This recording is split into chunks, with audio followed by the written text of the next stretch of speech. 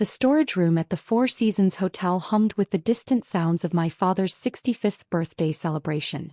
I sat on a folding chair, surrounded by stacked chairs and extra tablecloths, while my sister Victoria's carefully orchestrated party played out in the grand ballroom. "Dinner will be served soon, Emma," Victoria announced from the doorway, her Dior gown a stark contrast to the utilitarian space. "Try not to make noise back here. The important guests might hear you." I smoothed down my simple black dress, a one-of-a-kind piece from a designer even Victoria couldn't access. "Of course, Victoria. We wouldn't want to disturb your perfect party. The servants' quarters suit you," she smirked, glancing around the storage room. "Though I suppose it's better than your usual, what do you call it? Your office?" My phone buzzed silently. A message from Marcus, my chief operations officer. "Sterling Industries acquisition of Global Tech complete. $8.2 billion deal finalized. Waiting for your signature on final documents." I smiled, thinking about the office Victoria mocked, the entire top floor of Sterling Tower, with a view that made this hotel look like a budget motel. But here I sat, playing the role of failing daughter while my sister orchestrated what she thought was the social event of the season. "Victoria," my mother's voice carried from the hallway. "The Richardsons are asking about Emma. I told them she's indisposed." "Good save, Mother," Victoria replied. "We can't have people knowing she's actually here. It would ruin the whole atmosphere." The atmosphere had cost a fortune: crystal chandeliers, premium champagne, and enough flowers to fill a botanical garden. What they didn't know was that I owned the hotel through one of Sterling Industries' subsidiaries. Every penny they'd spent on this extravagant display had ultimately gone into my company's accounts. My father's voice boomed from the ballroom. "My daughter Victoria has made the Morgan name proud. She understands real business, real success." Real success. I checked my latest net worth update. $12.4 billion as of this morning. Victoria's entire year's salary as a bank VP wouldn't cover my daily investment returns. "Still playing with your little tech startup?" Victoria's husband Brad appeared, champagne in hand. "You know, my bank is always looking for entry-level positions. Something more stable." I thought about the meeting I'd had with Brad's bank CEO last week, where they'd begged for a chance to handle Sterling Industries accounts. "Thanks, Brad. I'll keep that in mind." "Emma," my mother reappeared, "please try to stay quiet. Victoria has the governor sitting near this wall, and we can't have any disturbances." The governor, who'd called me 3 times this week about state technology contracts. If they only knew that their embarrassing daughter was the mysterious CEO their social circle desperately tried to meet. My phone buzzed again. "Marcus, legal team standing by. Global Tech board ready for final signatures. Also, your father's company just tried to bid on the Richardson contract." The Richardson contract, a $500 million technology infrastructure project that my father's company thought they had locked down. They didn't know that Sterling Industries had already won it, or that their failing daughter would be announcing it next week. "Look at her," I heard Victoria tell our mother outside. "Sitting in storage while we celebrate. Maybe this will finally make her understand that tech dreams don't equal real success." Real success. Like the artificial intelligence platform Sterling had developed, or the quantum computing patents that had revolutionized the industry. But here I sat, surrounded by spare chairs, playing the role they'd assigned me. "Emma," my father's voice carried through the wall. "If you're going to hide back there, at least make yourself useful. The hotel needs more champagne brought up." Victoria stuck her head in again. "You heard Daddy. At least you can manage carrying boxes, right?" I stood up, checking my watch, a subtle Patek Philippe that cost more than Victoria's car. "Of course, sister dear. Anything to help your perfect party." As I moved toward the service elevator, my phone lit up with another message. This one made me pause. "Urgent. Global Tech merger requires CEO signature immediately. Legal team en route to your location." I smiled, thinking about the chaos that was about to unfold. Sometimes the best revenge isn't just success. It's success they never saw coming. The service elevator hummed as I made my way back up with cases of champagne that I technically owned. Through my earpiece, Marcus was updating me on the global tech situation. "Legal team is 5 minutes out, Miss Sterling. The merger documents require immediate attention. The Asian markets open in 3 hours." Victoria was waiting when the elevator doors opened, her perfect features arranged in a practiced look of disdain. Finally, the governor was asking where his champagne was. Though I suppose this is the kind of work you're used to. If she only knew that I'd declined a dinner invitation from the governor last week because I was too busy acquiring global tech. Her precious banking connections would seem rather insignificant compared to my reality.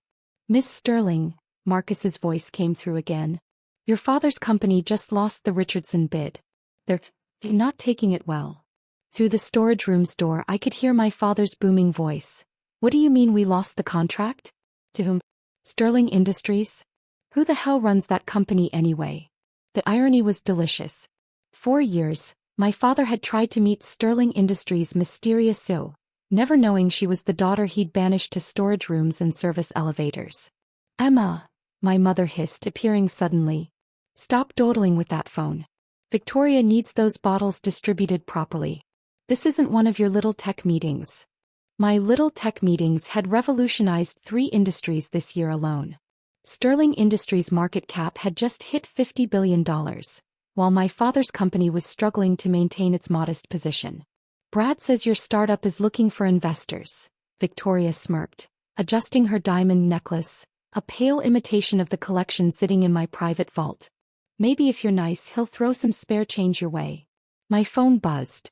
A message from our PR team, global tech merger news ready to break. Your identity as Sterling Industries CEO will be revealed simultaneously. All major networks standing by. Miss Sterling, Marcus interrupted. Legal team has arrived at the hotel. They're heading to the service entrance as instructed. I checked my watch again. Perfect timing. Through the ballroom doors I could see my father holding court, probably bragging about Victoria's latest achievements, while dismissing my existence. The servants' quarters suit you, Victoria repeated, watching me arrange champagne bottles. Though I suppose someone has to do the real work while the successful people celebrate. Successful people. I thought about the meeting I'd had yesterday with world leaders about Sterling's new clean energy technology. About the contracts worth billions that bore my signature. About the empire I'd built while they thought I was finding myself. Emma, my father's voice boomed. Where's that champagne? The governor is waiting. Coming, father, I called back, but before I could move the storage room door burst open. Thomas Wright, our chief legal counsel, rushed in, followed by a team of lawyers and executives. Miss Sterling. Thank God we found you. The global tech merger. We need your signature immediately. The silence that followed was absolute. Victoria's champagne glass slipped from her perfectly manicured fingers, shattering against the floor. Sterling, she whispered. Thomas continued, oblivious to the family drama unfolding. The Asian markets open soon, and the $8.2 billion merger needs to be finalized. As CEO of Sterling Industries, your signature is required immediately. $8 billion. My mother choked out. I stood up slowly, smoothing down my designer dress. Of course, Thomas. The merger documents. The legal team spread the papers across a folding table, right next to the spare tablecloths and chair covers. Through the open door, I could see my father frozen in mid-conversation, his face draining of color as he processed what he was hearing. You're the CEO of Sterling Industries? Victoria's voice had risen several octaves. The Sterling Industries that just won the Richardson contract? I picked up the Mont Blanc pen Thomas offered, a gift from the Japanese Prime Minister after our last technology partnership. The very same. Though I suppose this storage room isn't really the proper place for an $8.2 billion merger signing. Shall we move this to my hotel's presidential suite? Your hotel? My mother stammered. Oh, didn't Victoria tell you? I own the Four Seasons, along with most of the properties in this city. Including, I believe, the building where your bank is headquartered, Brad. The sound of running feet announced my father's arrival. He stood in the doorway, face ashen, as I signed the final document that would make Sterling Industries the largest technology company in the world. There, I said, signing the final page with a flourish. Thomas, please ensure these reach Hong Kong before the markets open. And have PR ready for the global announcement. The legal team hurried out, leaving me alone with my shell-shocked family in the storage room that had suddenly become the most interesting place in the hotel. Through the open door I could see curious party guests gathering, drawn by the commotion. All this time, my father's voice cracked. While we thought you were struggling with some small startup, I built an empire, I finished for him. Sterling Industries. 12 subsidiaries. Operations in 43 countries. Current market capitalization. I checked my phone, just hit $52 billion after the global tech merger. Victoria had collapsed into a folding chair, her perfect composure shattered.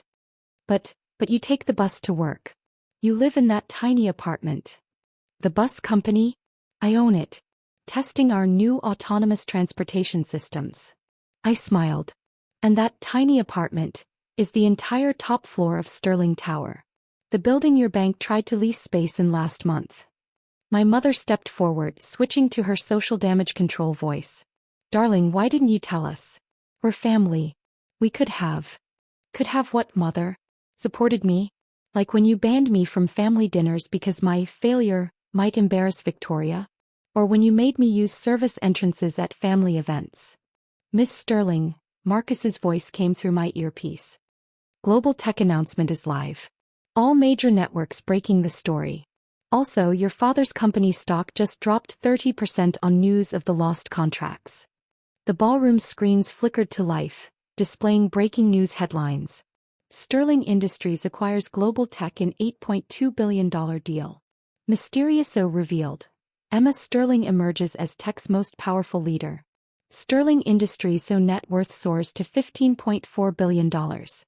My God, Brad whispered, frantically checking his phone. The Sterling account. My bank has been trying to get that for years. Yes, about that. I turned to him. Your pitch last month? Rejected. Though I particularly enjoyed your comment about my little tech hobby during the presentation. Victoria found her voice, though it trembled. The Richardson contract. Daddy's company. Lost it to Sterling Industries, yes. I adjusted my simple black dress, which suddenly everyone in the room recognized as a one-of-a-kind piece. Along with the next 5 major contracts they were bidding on. Emma, my father stepped forward, his banker's instincts kicking in. Surely we can work together now. The family name. The family name? I laughed. The one you said I was embarrassing? The one that couldn't be associated with tech dreams. I gestured to the screens showing Sterling Industries stock soaring. I built my own name, father.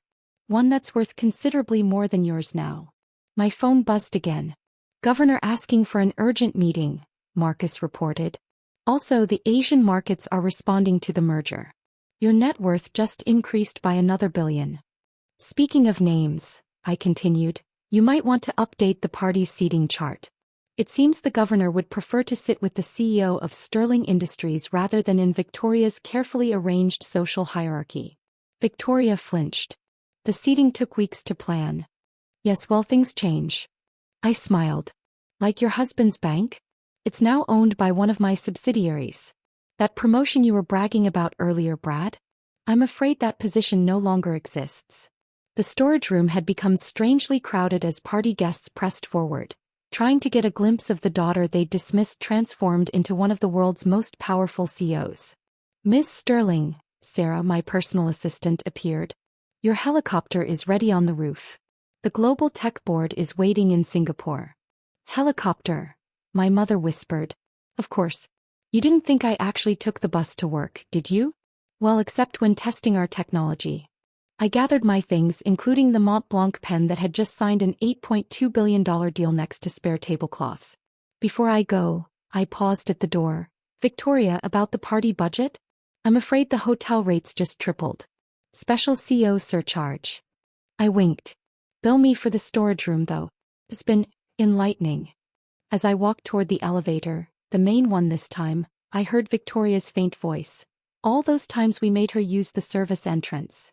Oh, and father? I called back. Happy birthday. Consider this my gift, a lesson in what real success looks like.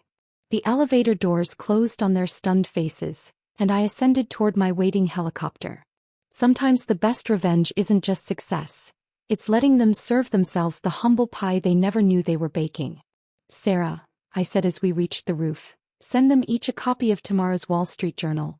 I believe the headlines storage room to boardroom, how Emma Sterling built a $52 billion empire, might make interesting reading at their next family dinner. After all, some parties are worth waiting for, especially when you own the venue. As the helicopter lifted off from the hotel's rooftop, I watched through the window as my family remained huddled in that storage room, their perfect party forgotten. Sarah handed me a tablet showing live social media reactions to the revelation. Your sister's banking colleagues are already jumping ship, she noted with a smile. And Brad's bank shares have dropped 40% since the announcement that Sterling Industries owns their major assets. Miss Sterling, Marcus's voice came through the helicopter's communication system. Your father just tried to reach you through 5 different channels. Also, Victoria has been removed from the governor's private dinner list next week. I thought about all the times they'd hidden me away during family events, all the storage rooms and service entrances, all the dismissive comments about my little tech hobby. Now those same storage rooms would become part of business legend, the unlikely launching pad for one of the world's most powerful CEOs. One last thing, I told Sarah as Singapore's lights appeared on the horizon. Send a maintenance crew to that storage room tomorrow. Have it renovated into the Sterling Suite, the hotel's most exclusive space. After all, some rooms deserve a promotion just like some daughters. And the bill for tonight's party? Sarah asked. Send it to Victoria, I smiled. With a note, from the storage room with love. Sometimes the best revenge isn't just success, it's redecorating it.